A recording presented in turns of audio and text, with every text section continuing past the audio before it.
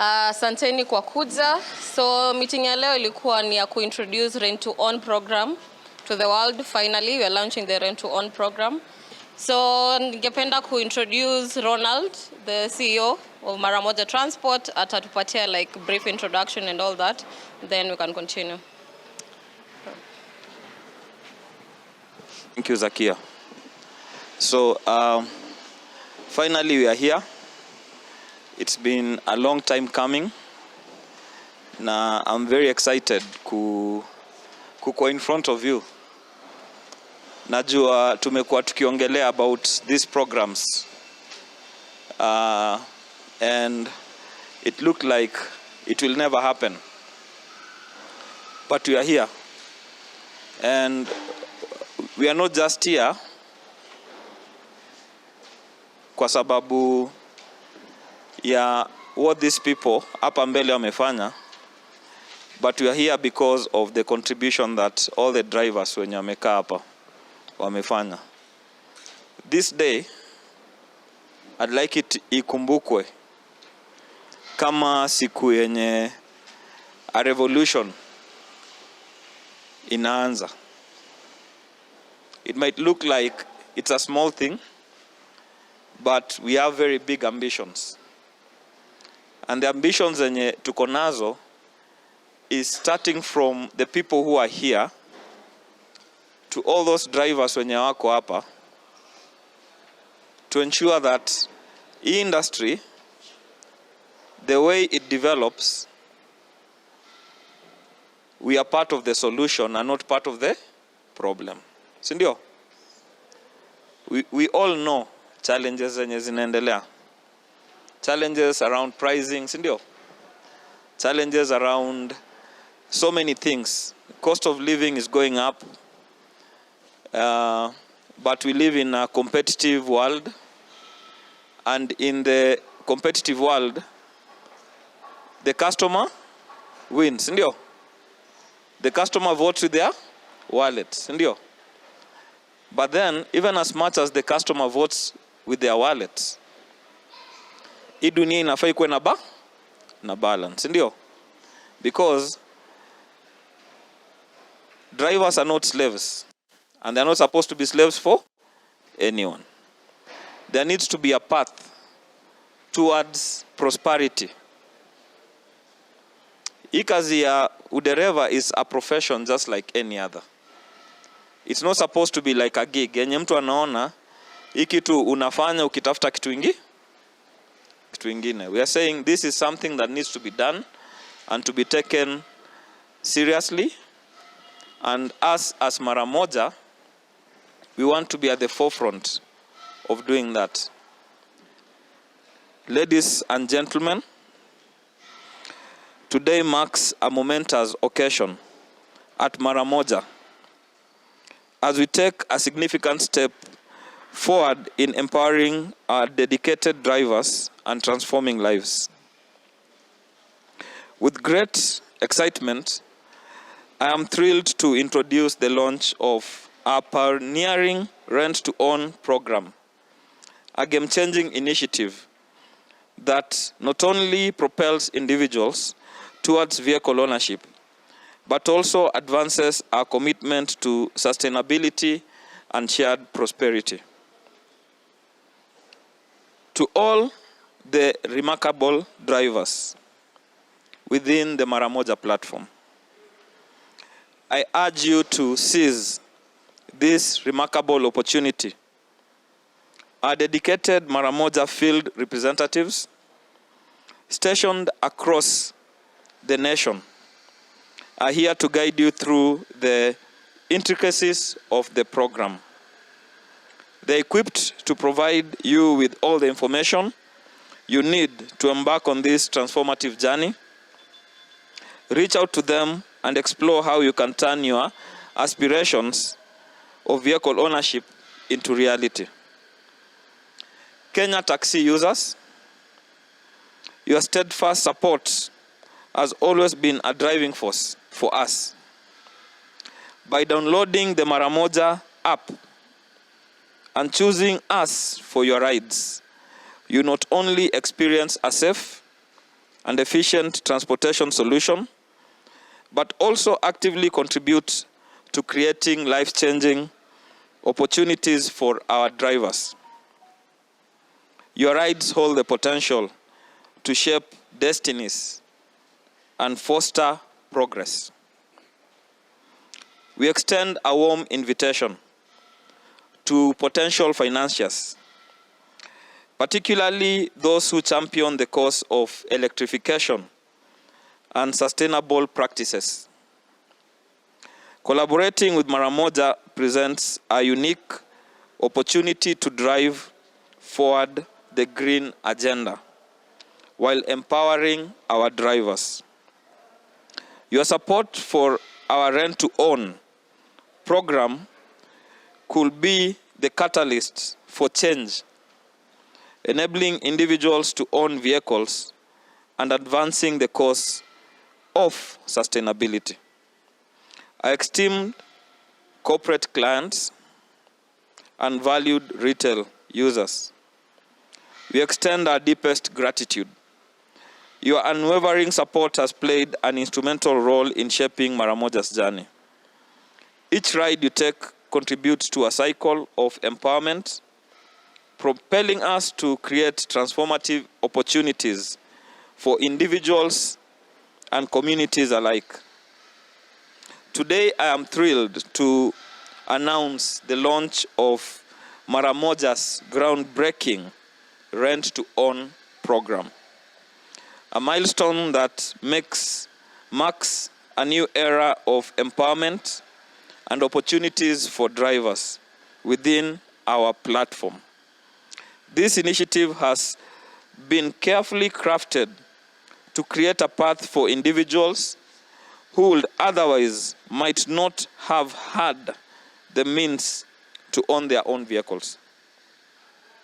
Under this program, hardworking drivers will have the chance to step into vehicle ownership by fulfilling the program's terms and conditions and making a deposit of approximately 100,000.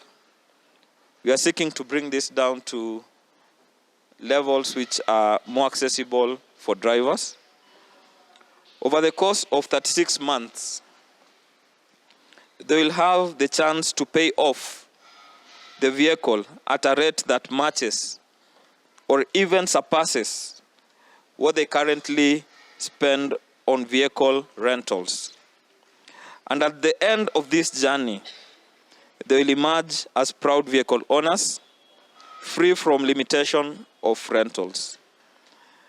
It is with immense gratitude that I acknowledge the partnership and support of Chuna Sacco, that's the Sacco for University of Nairobi, and Untapped Global, in helping us to realize the initial pilot phase of this program.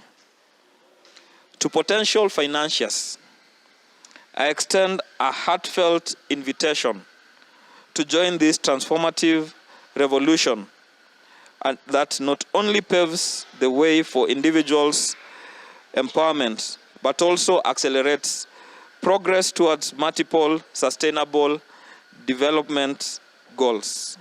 This program resonates profoundly with the following UN SDGs.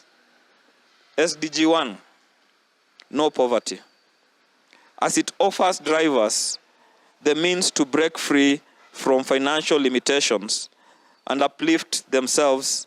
Furthermore, it directly contributes to SDG 10, reduced inequalities, by enabling inclusive opportunity for sustainable employment and economic advancement.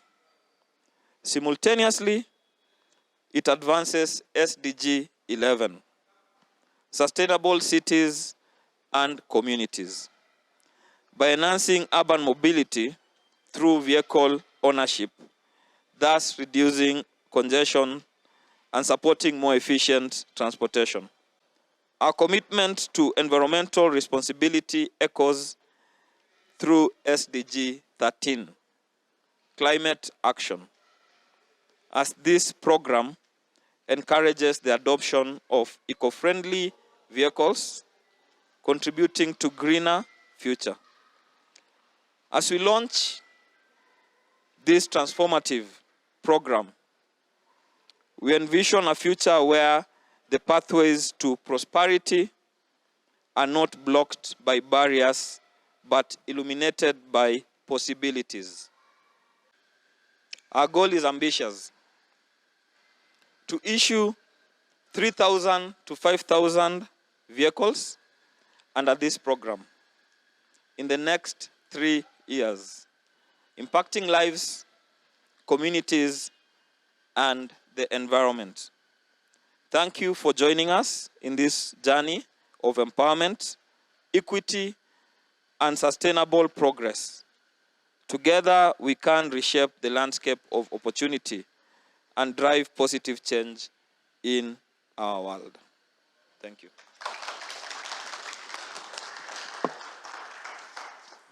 Thank you so much, Ronald, for your remarks. My name is Michelle Midi. I'm in charge of digital marketing in MARAMOJA. I'm the moderator for today. So for the next session, we are going to have a Q&A. It will involve Ronald, the CEO, and Zakia, the person in charge of driver operations. Meanwhile, you can greet your neighbor and smile at them. Tell them it's a good day to be alive. According to the questions I prepared, I have 10 questions for Ronald, the CEO of MARAMOJA, who's going to address some concerns about the rent-to-own program and also educate us about the rent-to-own program. So the first question I have, the question is for Ronald.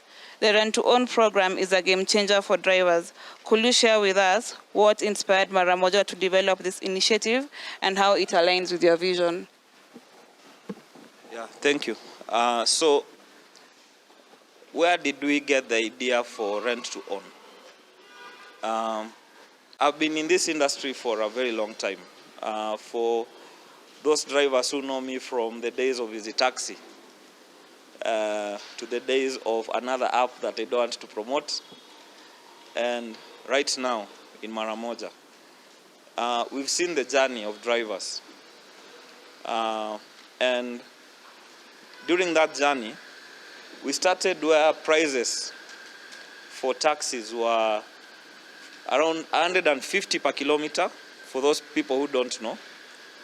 It came down to 120, it came down to 90, it came down to 60, it came down to 30, it came down to 16, isn't it? Then it went back to 27. And all this time, a couple of things are happening in the environment. The cost of living is going up, isn't it? Huh? The cost of fuel is going up. And the idea was, while the prices are coming down, customers can be able to increase, and you either get margin or volume. Huh? But unfortunately, the system is not perfect. Huh? So the system not being perfect, initially when it started, partner has taken the car. I cannot pay. So they can't pay for these vehicles. When it started, a typical vehicle used to be leased at around 40,000, 60,000, isn't it? For those drivers who are there. And I think it's come down. Right now, I think drivers are paying around 1,000 or so per day, which comes to around 28 to 36,000. But in this process, what you see, it is like a machine that takes someone, eats them, removes them when they are useless, and leaves them with nothing. And the people who are suffering are two. They are drivers, but then there are also people who are never talked about are the car owners. Kwa sababu, these maths cannot satisfy everyone. You cannot pay at rates which drivers cannot access anywhere else. In the process, we got a second partner called Untapped, and Untapped are willing to scale this thing to levels that we can imagine. But also, we are talking to other partners, because there's one thing that, and this probably goes to the government. We've done analysis and tumeangalia tukaona our country is ripe for the green agenda. Our country is ripe for electric cars. Because we did our analysis. Every month, an average driver spends between 40 to 80,000 on fuel. Every month. If you are using electricity, if we had electric cars, you'd be spending less than 10,000. Whether you're spending 80,000 on fuel, you'll be spending less than 10,000 on electricity for the same mileage. And there are very good electric cars which are being made across the world. And the energy mix in Kenya, it is mostly renewable, which means it is clean energy. But what's the problem? The problem we still have a gap. And the gap we have is the cheapest electric car you can get is 2.7, 2.8 million. While these cars that our drivers are driving are around 800, 1 million, isn't it? Huh? With the new taxes, they've gone up, isn't it? Huh? But there's an opportunity that probably the government needs to facilitate in whatever means, even the first 1,000, 2,000, 3,000 vehicles, to start this machine rolling, isn't it? Because maintaining an electric vehicle is cheaper than a fuel vehicle. The cost of fuel is, the cost of moving will be way cheaper, and drivers will not need to go to the streets and demand better rates, because if you're saving 60,000 that you will have spent on fuel, it changes your life significantly. But we are not there yet. We are here. So we start where we are. The discussions, I'm aware, they are going on at different levels, policy levels, in government, in international institutions. But also we need to talk to the people who are here, the drivers who will own the vehicles. For us, there are two concerns. One is getting other stakeholders into this thing, because we'll need places where these cars can be serviced. We are not really sure about the lifespan of the batteries, which are really expensive. But if all these boxes can be ticked and this whole process can be de-risked, I think Kenya can be among the greenest countries in the world. So, if you have a partner before the rent-to-own program, what you basically were doing ni unaendesha gari, at the end of the day unalipa partner. Alafu at the end of it all, gari utakuwa unarudishia partner, itakuwa si yako. So what the rent-to-own program is basically doing, inakupatia gari, utakuwa unalipia hiyo gari, but at the end of 3 years itakuwa yako. So hapo tayari imekupatia opportunity ya ku-own something which is yours. Yeah? So I think that's what should impact the drivers. Give her a round of applause, please. The next question goes to Ronald, the CEO. Sustainability is a key focus for MARAMOJA. How does the rent-to-own program contribute to sustainability and green transportation practices? And what kind of impact do you foresee in these terms of reducing carbon emissions? Thank you. I think part of your question I answered in my first response, but let me enrich it. I'd like to encourage customers because in the long run, all agendas that we push can only go so far without customer participation. And in this case, I'd like to talk specifically to corporates.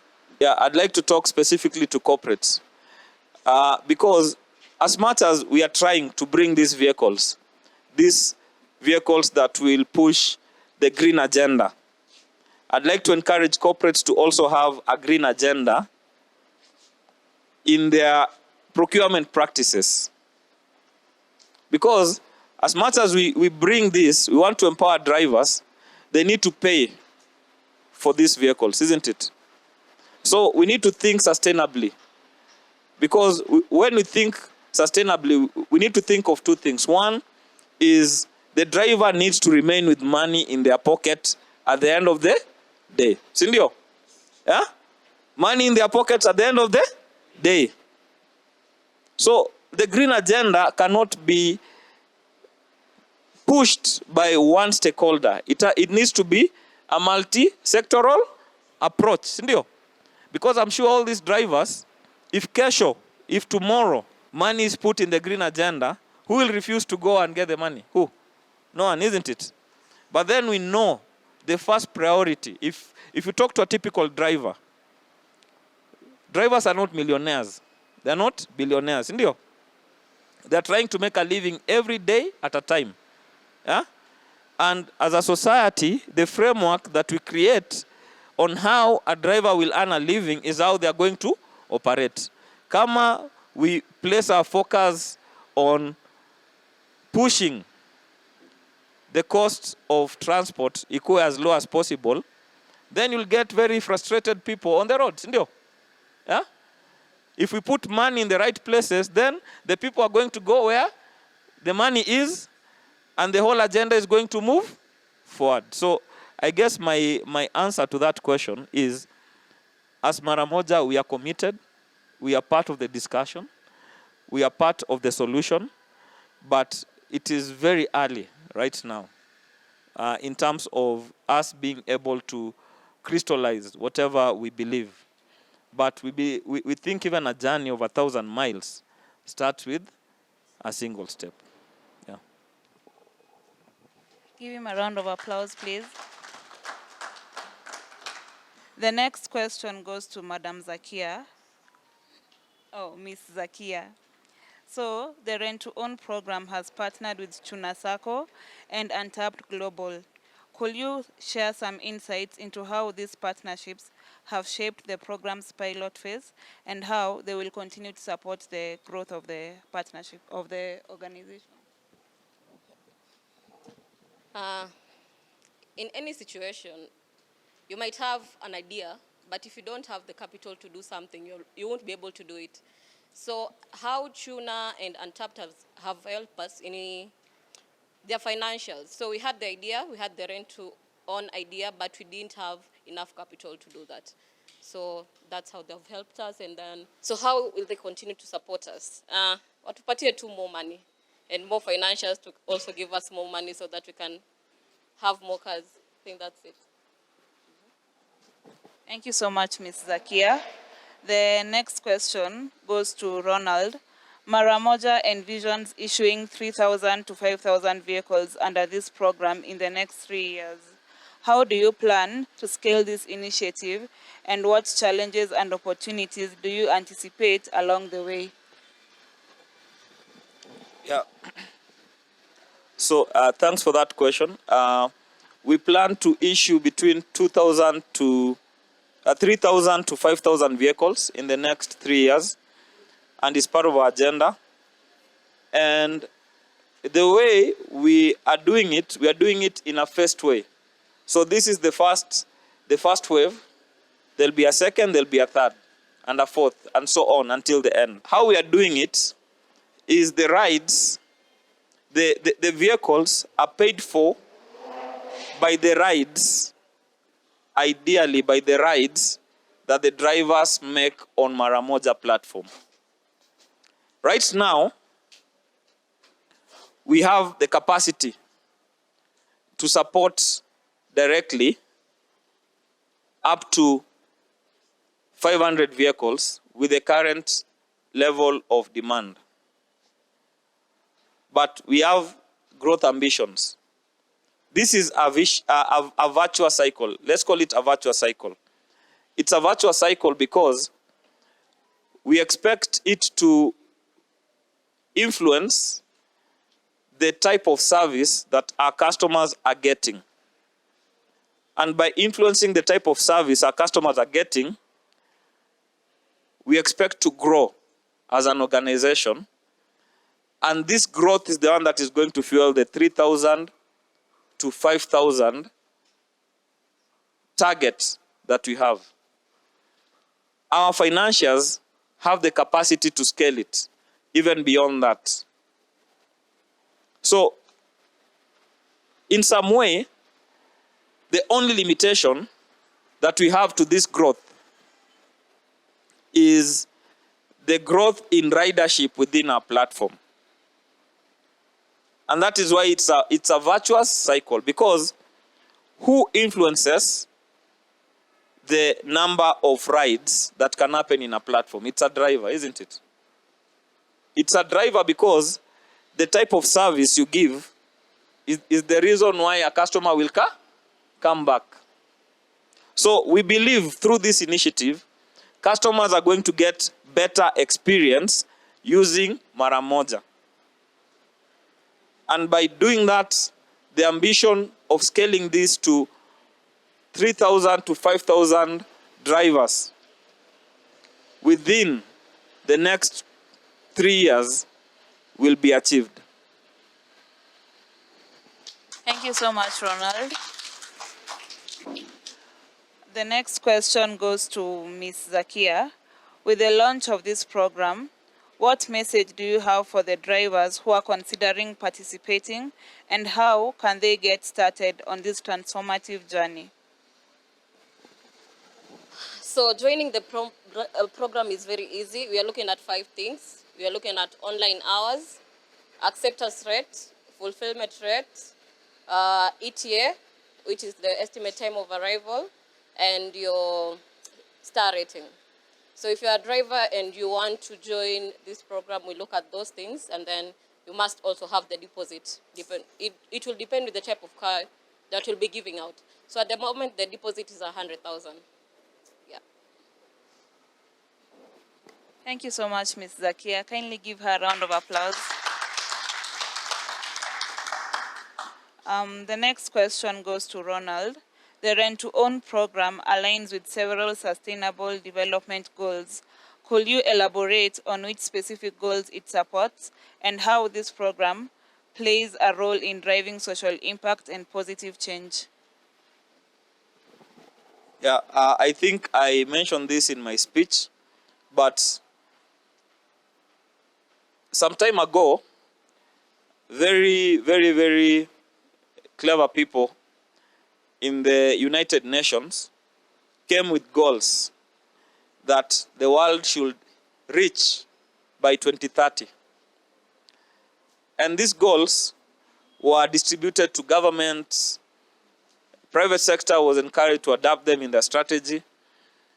And at MARAMOJA, we've tried to adopt these sustainable development goals to our strategic agenda. The first one is SDG number 1. Unfortunately, currently, the way the industry is structured is problematic. It is pushing drivers. It is negative to SDG goal number 1, which is no poverty, because it's pushing drivers to get peanuts. No one person has the power to change that. But I think as a nation and as Kenyans, I know we are in tough times, but it's very important to talk about these things. There is SDG goal number 10. SDG goal number 1 is no poverty. We have SDG goal number 8, SDG goal number 10, SDG goal number 11. And we have other SDG goals that we are pushing as an organization. One of the ways that we are doing, we are always beyond the rent to own. We're always looking for opportunities to be able to transform this sector from being a gig. It's called a gig economy. Gig, I don't like the name, because it assumes that people who come to drive, they are doing it in their free time. I prefer us to recognize drivers as professionals. And we need to recognize this as a path to lifting that through individual effort, someone should be able to lift themselves out of poverty. Someone should, I'm not saying drivers are poor by the way, but someone should be able to contribute to their communities positively. So the reason why we brought rent to own is because it solves around 5 SDG goals.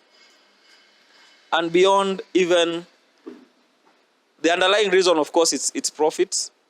We are a private company with a responsibility to our shareholders. But we believe there are ways which you can generate profits in a sustainable way. And to generate profit in a sustainable way, all the stakeholders who are part of this framework need to benefit. And the most important stakeholder in this framework is the driver. So we have to find ways not only to empower driver transactionally, that at the end of the ride they have something, but also to transform them in the long run. If we have the opportunity as a company to contribute to higher level discussions around policy and stuff like that, we do participate. But we also hope this initiative will have a leg of its own. It will tell its own story. More drivers will be able to benefit out of it, and we will be happy because of that. Thank you so much, Ronald. The next question goes to Ms. Zakia. As a leader, what has been your biggest takeaway from spearheading this initiative, and what excites you the most about the impact it can create in the lives of drivers and their communities? Okay, so for me, niseme nini? Huwa nafurahia nikipata driver ambaye nilikuwa nikifanya naye kazi kitambo kabla tukue na hata rent to own ama hizo promotions that tumekuwa nazo. Upate ameingia kwa program ya rent to own and they are owning the cars. They are driving their own cars. They are making extra money for themselves. So I think it gives me great joy to see them succeed. Yeah. Thank you so much, Ms. Zakia. Lastly, Ronald, as we look forward to the future, what legacy do you hope the Rent to Own program will leave behind, both in terms of empowering individuals and fostering a more sustainable transportation ecosystem? Yeah, I think as a leader, and I think as everyone else, when you wake up in the morning, you hope to make a lot of money. But after a while, you hope to create something meaningful to the world. Meaningful to the world. What I hope the Rent to Own will do is that the way M-Pesa transformed Kenya, I hope the Rent to Own will also transform drivers' lives. 100% Rent to Own by its own cannot do that, but I think it has the potential to be among the things which can transform the way we look at this industry. It can also transform the conversations that we have in this industry so that they stop being very transactional to very strategic discussions. And I think the strategic question that we need to ask ourselves as an industry is not necessarily how much the rate per kilometer is, it's not necessarily how much commission the company keeps, but it should be how are we impacting on the driver, both in the short term and in the long term. Have we created pathways that through their own initiatives, drivers can create a difference for themselves, their families, and the communities which they come from? Thank you so much, Ronald and Zakia, for answering our questions. Kindly, you can ask your neighbor what's their takeaway about the rent-to-own program before we proceed to the next juncture. So, I hope you have all had a good session with us. I hope by the end of today, you will tell a neighbor or tell another driver to join the rent-to-own program, just like you have joined.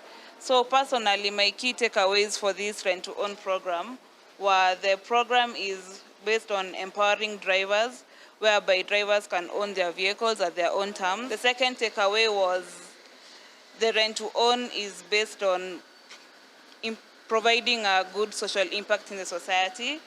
And the third one, partnership dynamics, because we have partnered with Chunasako in providing scalable transport solutions to drivers here. So the next thing will be, we'll do a cutting ceremony of the vehicles there.